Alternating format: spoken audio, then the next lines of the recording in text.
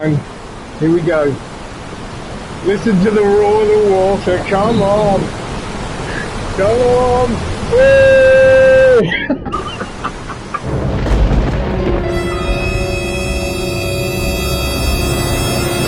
Hi folks, and welcome back to the Grumpy Gamer channel. That's it, you guessed it. This is that channel where you get to see this old git talk about modern games.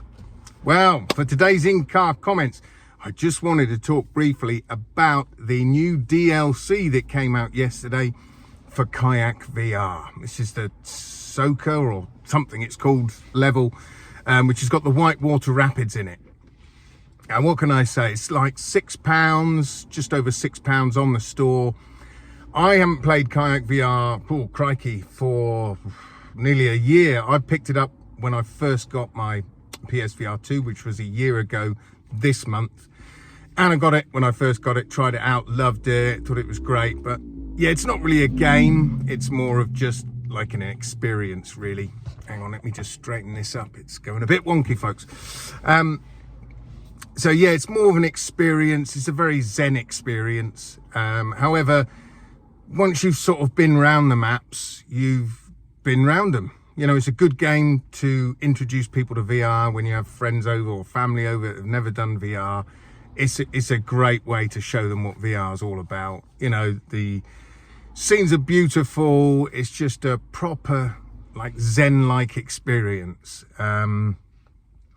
If you want a game to meditate, if you like, there's that Trip, which is, yeah, I wouldn't even bother with that, and it's expensive.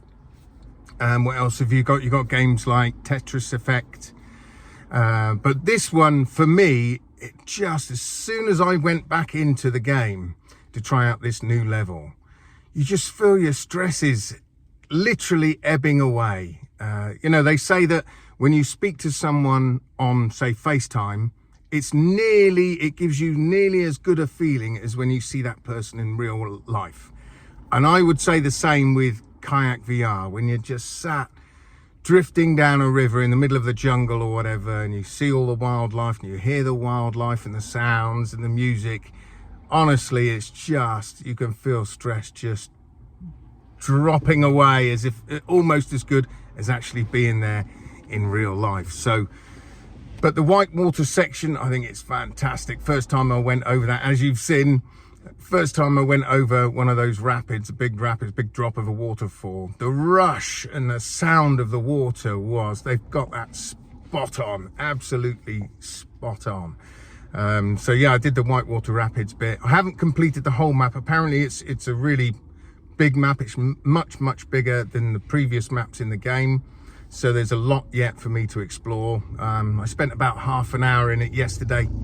So I know there's, yeah, still plenty to do. There's wildlife like bears in there. The first time I saw a bear, I was like, oh my God. That took me by surprise. I didn't expect that.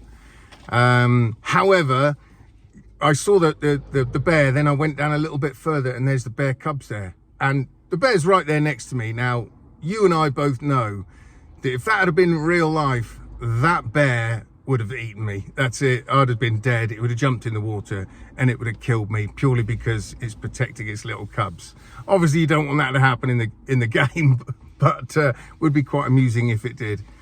If you got too close, that's it. She attacked and ate you. That would be quite good. Anyway, so is it worth the money? Yes, I would definitely say so. Downsides to it, I would say, the only thing that I would say sort of, I wasn't too enamored with, is there's quite a lot of pop-in of rocks and shadows and all that sort of thing. So I'm sure they can fix that. They can fix that in an updated patch. That's no problem. But initially, at the moment, yeah, there's quite a lot of pop-in as you're going down the river. Even if you're not going that fast, you know, if you're flying down, paddling as fast as you can,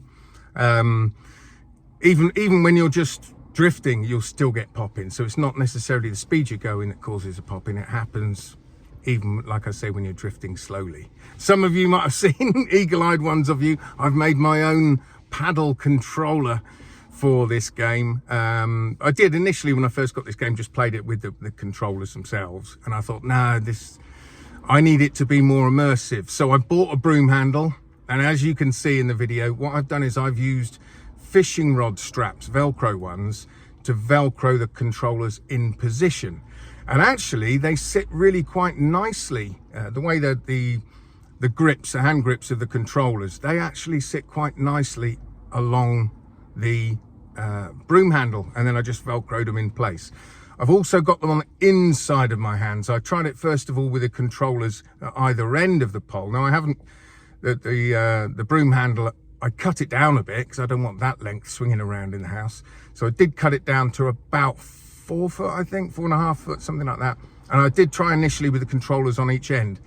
That didn't work for 2 reasons really. One, they were obviously too far apart for the cameras to pick them up, so the tracking went a bit wonky. And 2, because I did smack one of the controllers against the table. Not a good idea. But by having them on the inside of your hands, so the controller's here and your hand's there on both sides, and they're on the inside, you can't damage them. They can't be damaged in any way at all.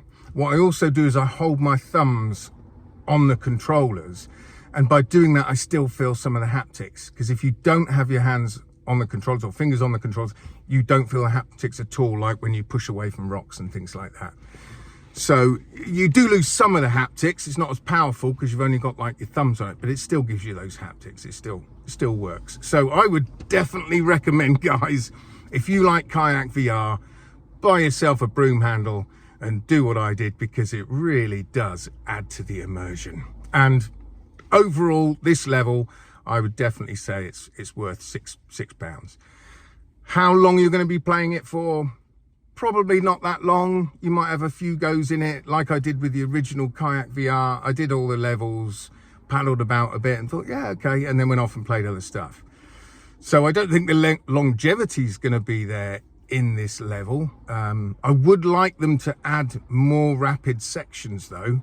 I've been through one major one. There might be another one yet, I'm not sure, but I'd like them to add more if that's the case. If that's the only major rapid section in that level, yeah, I think they should definitely add more. But overall, it's a definite plus from me. I would say, yeah, you got Kayak VR, then pick up this DLC. There was a rumor because of a tweet that went out by Sony saying that the Kayak VR is going to be free on PS Plus Premium from next week, and so will the DLC. Well, they've deleted that because that's not the case. The game is going on the 18th, is going to PS Plus Premium, but not the DLC. You'd have to buy that. So anyway, folks, let me know if you're playing this game, what your thoughts are on it. If you're enjoying it, if you're enjoying this Whitewater Rapids section, just pop it down in the comments. So until next time, guys, I shall see you on the other side. Adios.